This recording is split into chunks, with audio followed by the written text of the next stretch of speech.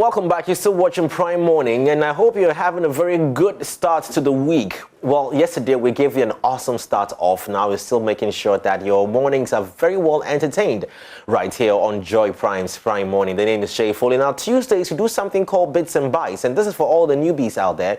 For those who just joined us on the show for the very first time, now we talk more about technology and IT, okay? This morning, I'm honored to have Derek Lai. He's the head of research and communications at Ghana Telecom Chamber.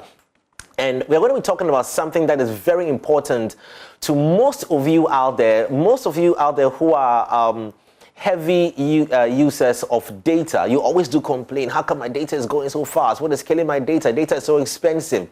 We want to understand this and get a background to exactly how your data is consumed. Whether it's your fault or maybe it's the cost of the data that is too much for us to use. But anyways, these are the conversations we'll be having this morning on the show. You're also free to join us on our social media platforms, Joy Prime TV, to ask your questions this morning. I'll open phone lines later on so you can ask your questions and be part of the show. Derek, good morning. How are you doing? Good morning, Jay. Thanks for having me. Yes, you're welcome to the show. I'm good. I'm Spunking Studios. Yeah, well, thank you. Thank you. And Spunking Blue. Oh. So this conversation, I want us to have a chat about this because I know a lot of people have a lot of questions to ask about it. But the biggest question at the top of the food chain will be, how come data is so expensive in Ghana? And I always say that, well, have you checked other countries? Yeah. Before you make that comparison or that analysis. But let's first bottle it down to what are the things that draw or eat away our data the most? Okay. Be it device, be it whatever, computer or phone or. So thanks for the question. Mm-hmm. So I like where you start from. Because you kind of like go right in the middle of right to the heart of the conversation. But maybe just to bring it to bring it into some perspective. Okay. So over the last year, running into a pandemic. Okay. What we are basically seeing is that there's a surge in usage. Mm-hmm. The way we live, work, and play has changed.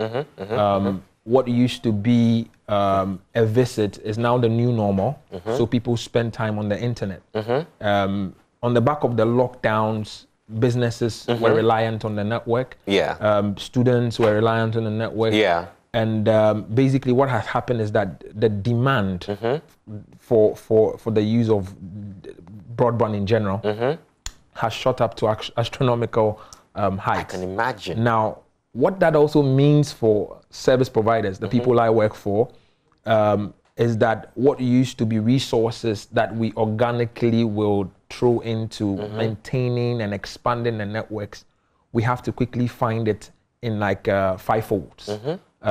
Because even general globally data usage has shot up to about 48%. Wow. Yes. So and Ghana is not any different. Within the first month of the COVID, we saw a spike of about 38% across industry. So what this technically means is that 38%, usually you will see it probably maybe within 2 years. Okay. So for an operator or a service provider, if I was providing the network, it means that I have to now quickly look for 2 years resources to quickly boost the network to meet that demand. Yes. What also will happen is that quality of service will be a problem. And people will complain and everybody will suffer. Now, I understand I like this show. I like the fact that we're talking business, so kind of like make it look a bit more practical as much as possible. Yeah. So really what's happening if you were an operator, and you also should need to appreciate the fact that investable funds are global. Yes. They don't come from here. Yeah. They come from outside. And Ghana is in competition with Nigeria. It's in competition with Senegal. It's in competition with Namibia. It's in competition with South Africa. They would find who's the highest user. And remember that this surge is happening across the whole world. Yes. So what usually will happen is that shareholders of a business, if let's say, let's use an example like maybe if it's Vodafone, they would have to see if the demand here and the price for the demand makes a lot of investments. Because I always say, like I say on social media, these are not NGOs. They're not. It's not the SOS. Yeah, exactly. It's a private company and needs to make money. So as much as possible, also make money and provide good service. They go hand in hand.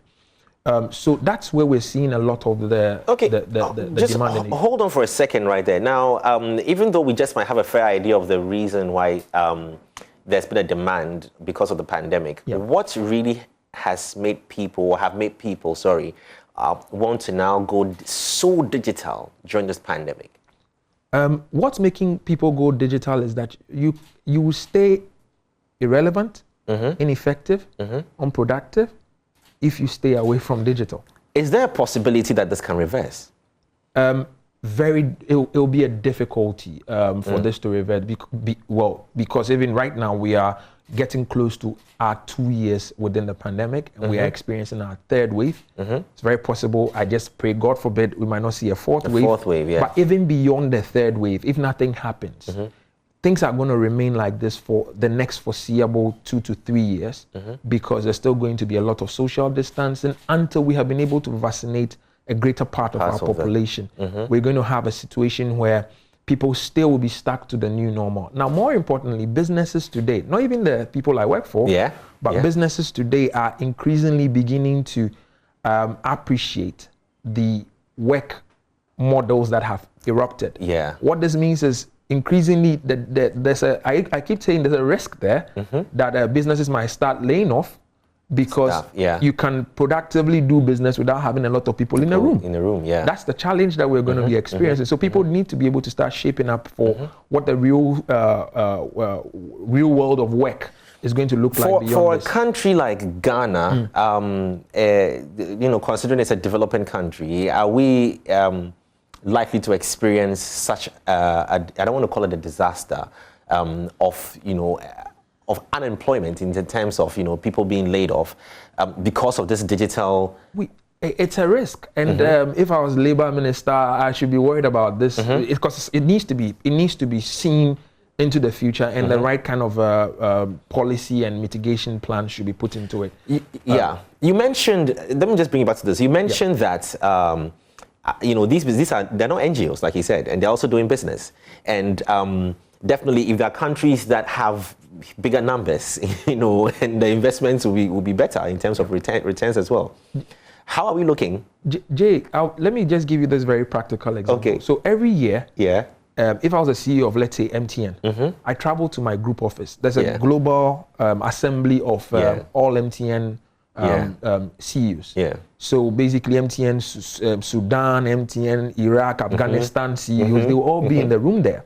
Now, when you I like the choice of countries though. Yes. Now, when you get into the room, and that's why I said these investable funds are very global. It's a very small pool that needs to go around. Now, every CEO is coming with a sense of what they want to invest into capital expenditure for the ensuing year.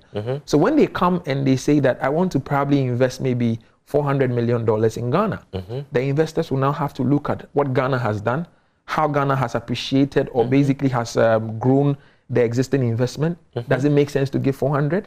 So in the end of the day, it might end up being, okay, we can't give you 400 for this year. We might probably give you 180 or 220, depending on the state of how you are performing, even locally. And that's a huge concern. And it's not a function of even people just using data, or it's a function of the general climate and investment climate and environment, working environment in Ghana.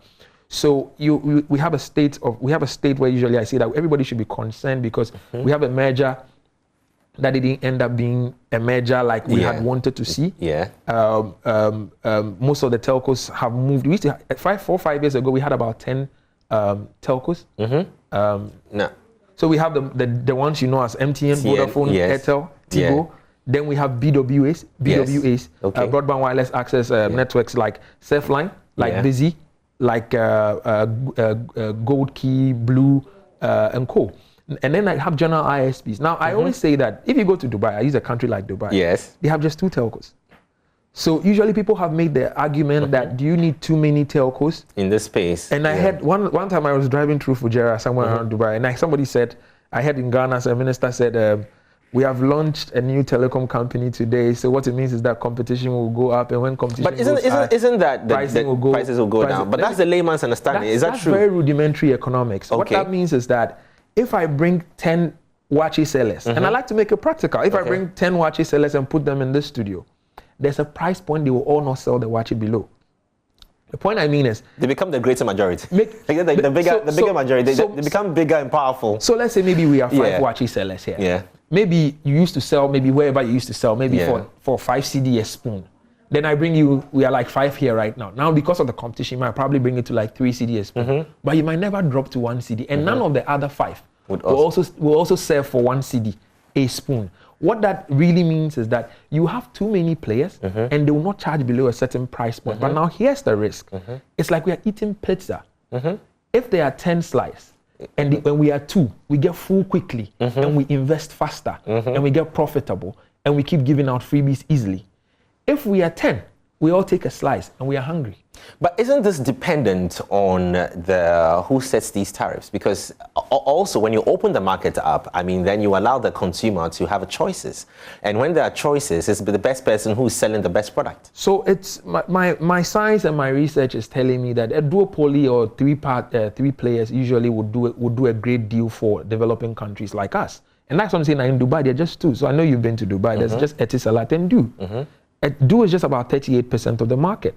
And Du has invested just like Etisalat has invested. And my talks with them tells me we got profitable early. So we invested a lot more even into the deserts and stuff. They have networks all over there. So beyond the competition is that small sweet spot that needs to be reached early by businesses. And I mentioned that they are not NGOs, so they have to make money quickly. And the more money they make, they can give out freebies. Let me push you on that question. So people have complained that some of the clearly like a brand like MTN, which has a huge majority in terms of consumers in the country, seems to be determining the pace in terms of the telco space. That is for us consumers, for our basic understanding. Wouldn't that even be worse if we just had 2 or 3 managing the space? So when you say determining the space, I'm trying to be as much because it's not. Well, if you say determine the space, I can probably say that maybe they're leading the market. They're leading the market. Okay. They're leading the market. Okay. Probably maybe about 50%, close to 60% market share, and that comes with other responsibilities as well. Yeah.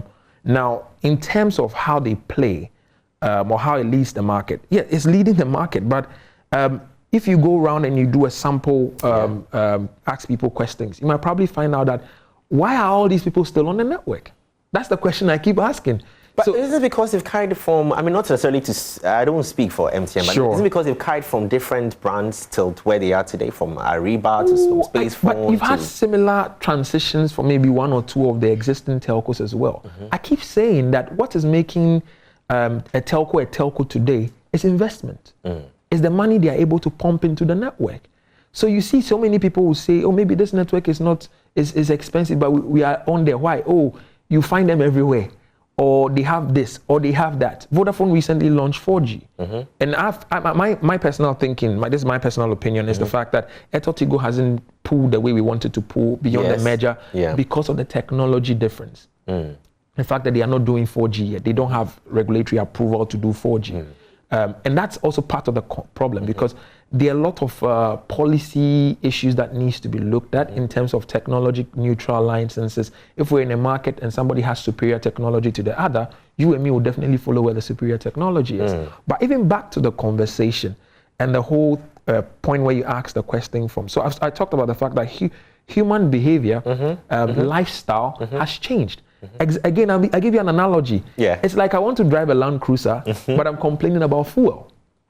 So we have people today carrying smart mobile devices. These devices have 100,000 processing power than the power that sent Apollo, Neil Armstrong, to the moon decades ago. Yes. And we have these in our pockets.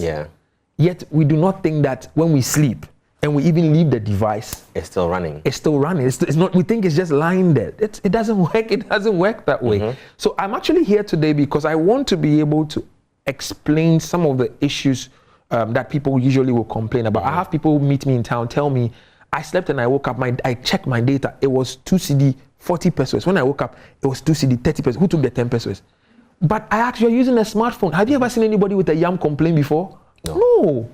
So it's our choices, it's our lifestyle, but more importantly for me, there's supposed to be education that needs to reflect those choices.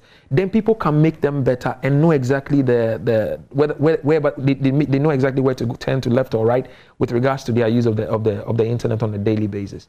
Wow, this is interesting. Well, I'd love to open phone lines to actually get you to be part of this conversation in just a bit. The number will be on the screens, so you can call in. Please, when you call in, lower your television set, or preferably just put it on mute and have this conversation with us. We want to understand, well, I've been talking to Derek, and Derek is throwing the blame back on you. No. I'll say throwing the blame back on them. Those of you who are holding Jay, huge. Jay, not to make this like I'm throwing the blame back on the consumer, but truly speaking, for me, I love an ecosystem where people understand the choices that they make. People talk about quality of service. Somebody says that I entered the elevator and the call dropped. Yes, elevators can't hold calls from a scientific point of view. So if you enter the elevator, it will drop.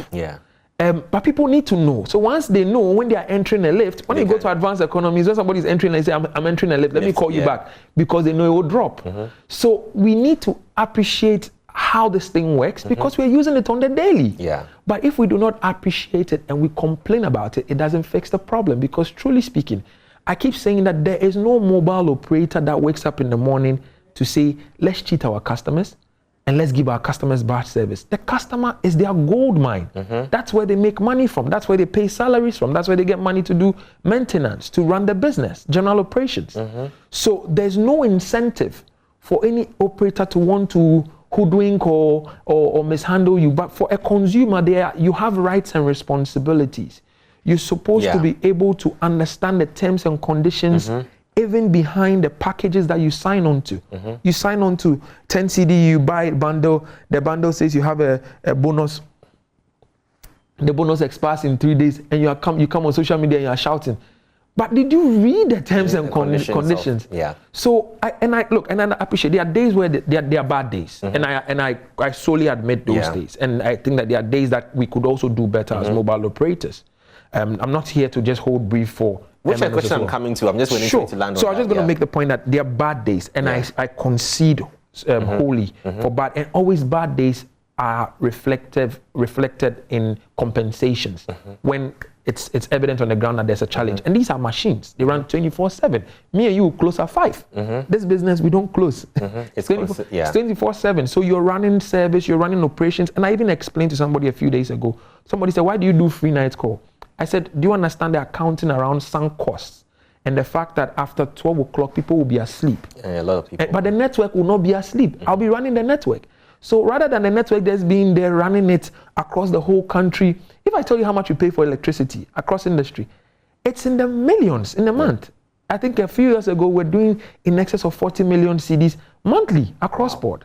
So these are monies that need to be paid for. So if maybe Jay is younger, he's now trying to talk to his young girlfriend, and they find that this is the time to have their cheap calls. So they start making calls after 12. For me, providing the service, I'm okay. I'm probably giving the service at 90% discount. But I'm making something for the network just being running for nothing. And that's the whole idea behind this free night call. So this is a point where sometimes the consumers are, carry the blame in terms of not understanding even their devices and how things consume. Exactly. Now, at what point in time do we look at the telco, or the service provider also being a bit at fault or insensitive, if I can use a strong word to describe? So insensitive, because people have truly complained that data in Ghana is expensive. So insensitive truly will be a strong word, because I just make the point that the customer is the MNO's gold mine. So the MNO, we badly need the consumer. And when I speak as a consumer. My mom is a consumer. My dad is a consumer. And so if they complain, they eat me at home as well. So I have their interest at heart, but I also have the business at heart. So the business and the interest of the consumer needs to converge at a certain point. Now, for me, the point is that and I talked about the fact that there are bad days. But in terms of even expensive, recently, just a few weeks ago, cable.co.uk, basically there's one UK analytics company. They've been doing these, what they do is that they basically anonymize data from about 200 plus countries and basically value the cost of broadband at a gigabyte on the best plan across all countries. And I've been monitoring over the last 3 years how Ghana has come from 10, in terms of Africa, has come from 10 to actually be third this year, but first in West Africa. So there's supposed to be a context around it is expensive. When you say it's expensive as compared to what? Okra is expensive. Yam is expensive. Well, for those who who have made, who have traveled out or who have made the check, some people feel like, So I love it. I travel a lot as well, and I love to compare apples with apples. So when I compare Ghana with its peers. So if you ask me, it's expensive as compared to, I'm looking at the region where I'm providing the services. I'm providing the services in Africa. In Africa, people dig in the morning and basically you wake up in the morning, somebody is doing a filling station by your house. By afternoon, they've cut cables. I'm spending money resplicing cables, spending thousands of dollars repairing faults. It doesn't happen like that in Europe. In Africa, I ship my equipment into Ghana. I come and pay import duties, hundreds of thousands of dollars. If I tell you how much import duties the industry paid last year, I'll be sharing the data very soon. And basically in Europe, the equipments are made at my backyard. So I don't have to ship them. I don't have to come and pay import. The cost to delivering the service is different from the guy in Europe than the guy in Ghana. So I look at it in context of what are my peers doing along the sub-region.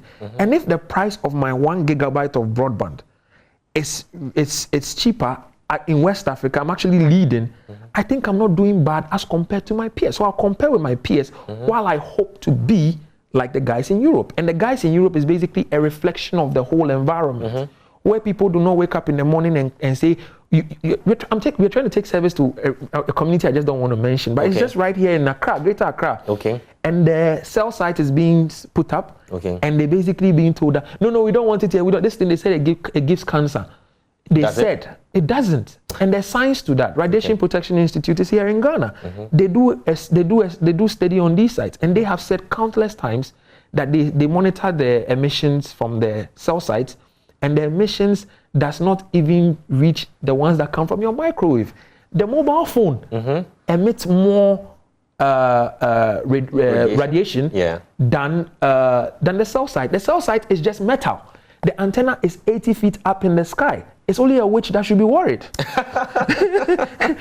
but you see, it's 80 feet up in the sky. And I keep saying that the mobile phone, we keep it in our pocket, we keep it by our reproductive organs, we put it in our breast. But we are not complaining. But I keep saying that the mobile phone is even more dangerous than the cell site. Who is determining the cost of data? So the cost of data for me is determined by market forces, demand and supply. So let me take let's another practical example for an MNO. Let's say if you use, let's say Vodafone, you use MTN, you use Airtel Tigo. This morning you can probably just go on their website. They have in excess of 200 to 500 types of plans. And these plans are reflective of the individuals that use the service, because our service is not rendered to perhaps just Christians or perhaps just Muslims or just businessmen, farmers, fishermen.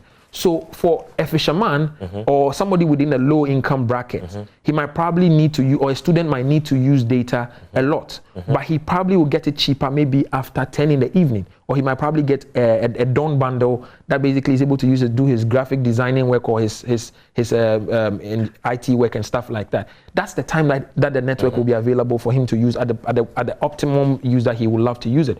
I can't provide the service at the same price, at the same value, for different customers, because it won't work that way. And the point I was making earlier on about how demand has changed and how we used to work and play is the fact that we have basically pushed a lot of resources into the central business district, where basically where you have offices, you have businesses and stuff basically running. But now because of the way things have changed, people are now staying home.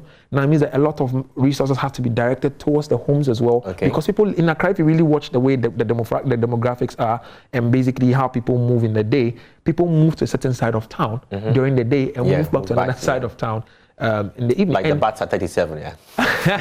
like the bats at 37. Flying in the direction. But that's really there. So it means that now you have to be moving resources across here and across there. And Jay, look, it's not easy for people who say that we buy a lot of data, and people do usually all these calculations. We buy a lot of data.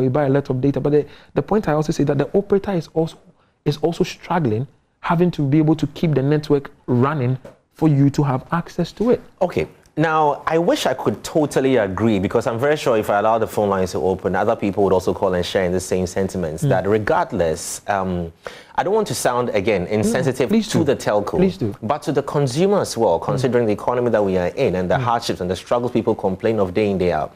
We are left with no option but to work with these telcos that are available. And because they are the only ones that are available, and some may have a market share, huge market share in the whole, ecosystem, we are left with no option but to go with what we have. So it looks as if the consumer because he has no option, we have to still buy this expensive data, if I can put in quotes. Jay, so the point for me on this question is the fact that when you say we have no option, well, there are options. The options is what we are used to now, which basically everybody finds comfortable. We could write a letter. So is it? So we could walk. Yeah. We could write a letter. You made a point about all these charges and extra costs that these telcos go through in trying to just. Today, if you spend a CD, about 40 to 45 pesos of that one CD goes into taxes, fees, levies, and other charges. So if I'm an operator, I'm left with about 55. That 55. Basically, it's now my operational expenditure, capital expenditure, maintaining the network, marketing, all those things. A lot of these operators are not even left with any to invest, or are not left with any to give back to shareholders as profits. So there's this point. Are we saying that these telcos haven't made huge profits from Ghanaians in times past? I mean, till now. Aren't they making enough profit to still sustain them as an entity? Because if they weren't making profit, they would shut down. Yes, they are not making profit. They are not shutting down, but they are merging. Some are leaving. You heard a story about Airtel Tigo, and basically one of the shareholders not being interested to basically stay in the market. Is the reason because of the? You should ask what's happening to Surfline. You should ask what's happening to Busy. You should ask what's happening to Blue. One of the, I know you know Blue. It used to be a Sakumono. Yes. You should ask what's happening to them. They've all shut down. In fact, Surfline is still running, but it's not expanding. It's just somebody said it's just within a few. Will their reason be because of the cost of operation of the business? The reason is the cost of operation. Some have got a huge market share that doesn't allow them to be able to. The thing about market share is neither here nor there, because for a business, before you enter into a market, you should do your own due diligence and ask yourself, how am I willing to play? More importantly, I don't want to sound like I'm not defending MTN, or I'm not also defending any other MNO, even though I work for all of them. But my issue here is that I kept saying it's a demand and supply issue. Yeah. And so there are barriers to entry. Today, if you want to set up a telco in Ghana, and when you talk about options, this is the point I want to make. If you want to set up a telco today in Ghana, you don't need anything from where I sit. You don't need anything less than $900 million. Hold on with that figure. We're going to come into it in just. I have Mamesi from Cape Coast. Mamesi, good morning. Good morning, Jeff Foley. How are you doing? I'm doing good. Well, yes, you can talk to us. A good morning to Uncle Derek, too. Thank you, Mom. You two are looking very handsome this morning. Thank you. I've been listening to you right from the onset, but you see, as a layperson, I don't understand the technicalities. But in my own small way, there is something I want to confirm from Uncle Derek. Please go ahead. Jeffoli, thank you so much for defending us, the consumers, because we are really hustling. It's not easy. It's not easy. Sometimes as if we are making investment for them all. But there is nothing we can do. We need it too. Yes. So I want to confirm from Uncle Derek. It means if I go to bed and I put my phone on airplane mode, my data is reserved. And also, if I am not doing anything online, I can put my phone on airplane mode or something. I don't know, but they are connected to the incoming calls, and my data will be running. And number two, I bought a new Android phone, and I've realized that there are so many, it's like games. Whether I like it or not, they are running. I want to delete them. They are not being deleted. I didn't install them. They've been installed on the phone already. I want to uninstall. They are not going. And they are using my data. I get you. What should I do? Well, Mami Esi, thank you so much for that question. This is, in as much as we may have very simple answers to these, but this is the layman's understanding of what is eating up her data.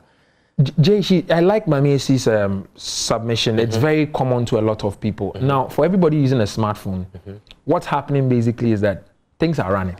Yeah. I know you might have Facebook on your phone. Yeah. You might have WhatsApp. You might have Snapchat. You might have Instagram. You would have YouTube.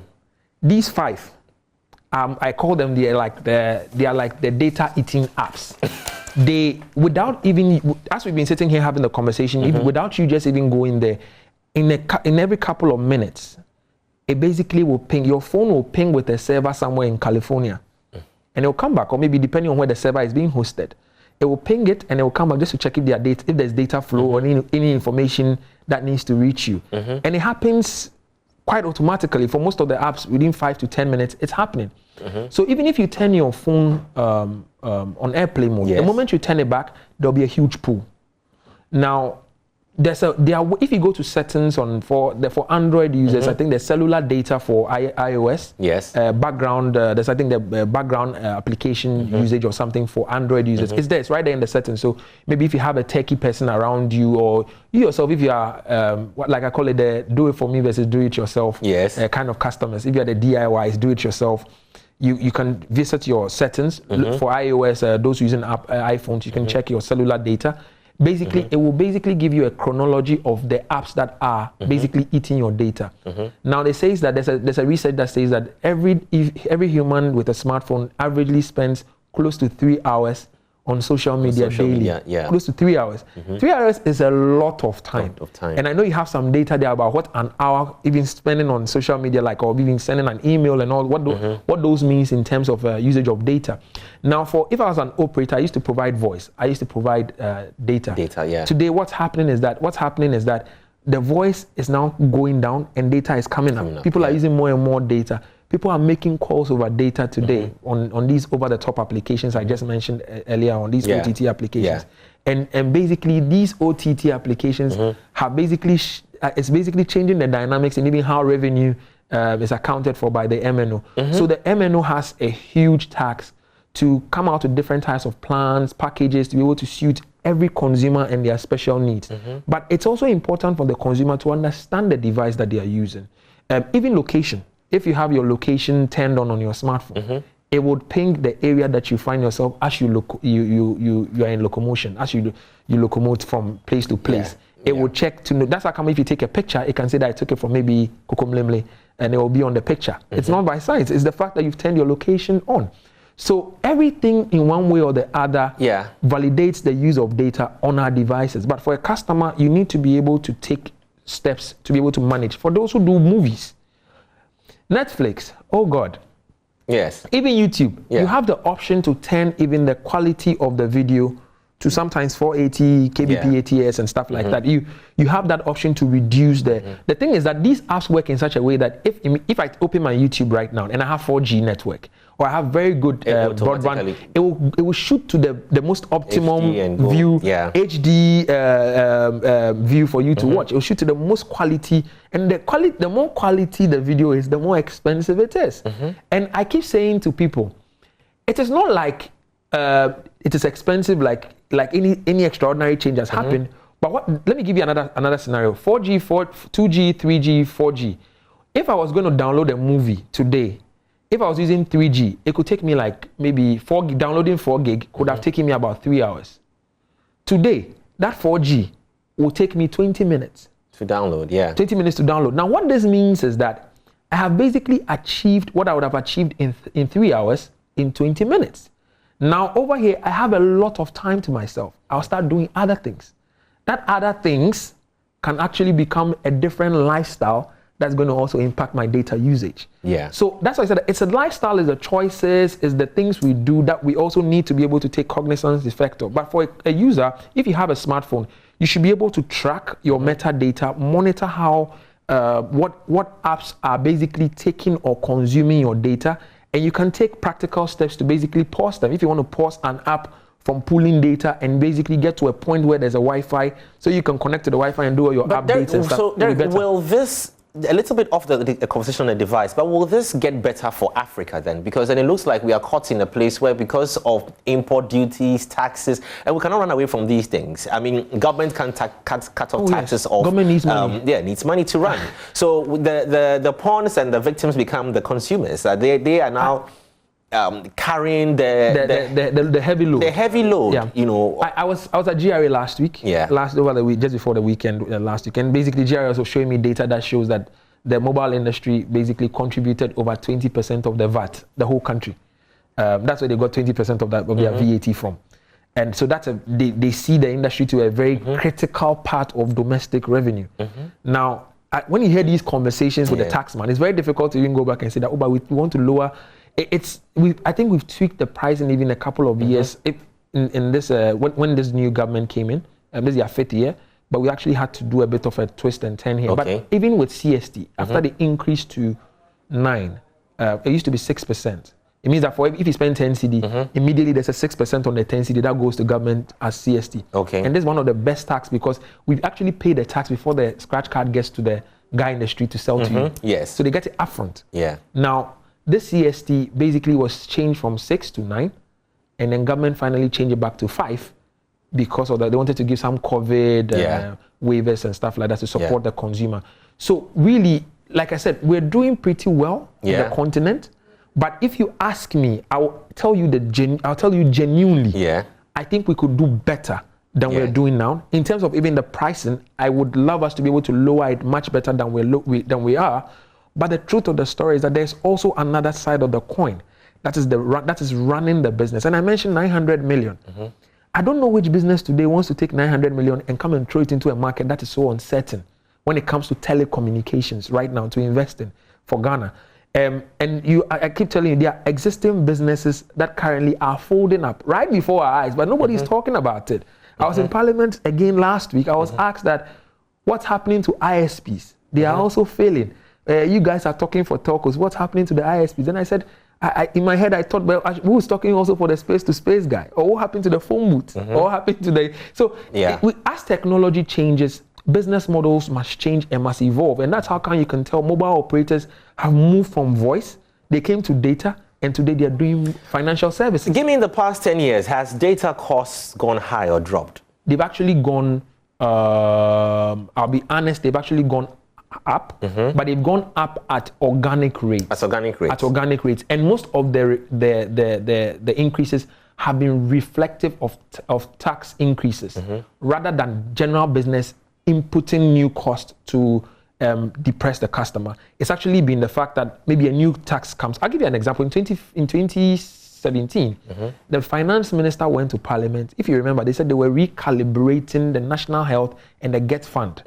And basically they said these taxes are 5%, but what we are doing is that we are basically making them 2.5. And somebody said, oh, so we haven't done anything yet. You're just making them 2.5. So I asked the question, you think the finance minister will spend productive hours to just go to Parliament and go and separate taxes from 5 to make it 2.5? No, there's an impact. When you operate those taxes separately, it hit our bottom line by about 8%. It hit revenues for about 8%. And so there's an impact when you separate them. And obviously that needed to be accounted for in a way. So it would definitely increase the cost of doing business. Then the CST moved from 6 to 9. That also had to spike up the tax usage. And then it came to 5. Then it also had to be calibrated in one way or the other. Then general, right now we have 1% COVID levy in there and stuff like that. So it's like new taxes will definitely change. But if you watch carefully on the CPI, the Consumer Price Index from the GSS, Ghana Statistical Service, you tell clearly how the growth of telecoms has been like in the last 10 years, not by me saying it, but by you seeing the data. And you would see the growth is really flat. Have the numbers also increased in terms of usage, as consumer usage of data? So usage definitely. So if maybe we had about reflectively, if we were reflecting consumer usage 10 years ago, we might probably have about maybe 2 million consumers 10 years ago, and maybe right now you might be having about maybe let's say about 18 million, 20 million unique data mobile data users. I know the point you're trying to make. The fact that you had a lot of consumers, it means that you're making a lot of money. Yeah. But the more consumers you have, the more investment you have to make. So you keep on bringing the yes on the investment. Because they go hand in hand. Jay, let me give you an example. Okay. If within Kokomlemle here or within the studio, I come and install an infrastructure, providing service to let's say 10 people. When the people become 50, by virtue of the fact that market dynamics have changed, I can show you Google Earth pictures of Kwabenya 10 years ago. You see one house. One house, about now 5 houses. Expanded. Right now, when you go there, you see the whole place is covered. But that means that the existing infrastructure that 10 years ago cannot provide the service to its optimum quality for the people there. So you need to start investing into the network. For an operator today, if I have 10 cities, I have to be looking at investing in new networks. Somebody says, I'm traveling outside of the country, the network is not good. I'm going to come to an example that will probably still, well, in the interest of the consumer, because if I'm selling fuel, for example, and then I had one pump at my filling station, and then I went to buy another pump. Now, this is a fixed asset that probably would need maintenance, but it's still this versus fuel. You know, and well, before that, I have a call on the line. Let me just pick that real quickly and then come to this question. Good morning. Is it Charles? Good morning. Yes, sorry for keeping you on the line for long. Apologies. Yes, please. Uncle Jay Foley. Yes, please. I can hear you. Please, I just tuned in and I wanted to ask whether if you recharge your data. Hello? Yes, I can hear you. I guess you can hear me. Yes. Yeah, I wanted to ask if you recharge your data and the next morning you wake up, it's gone. What happens to that thing? Okay, we did answer that question already, but just because you are special to us, we'll just throw it back. He's still asking questions about maybe if her own is with regards to if you recharge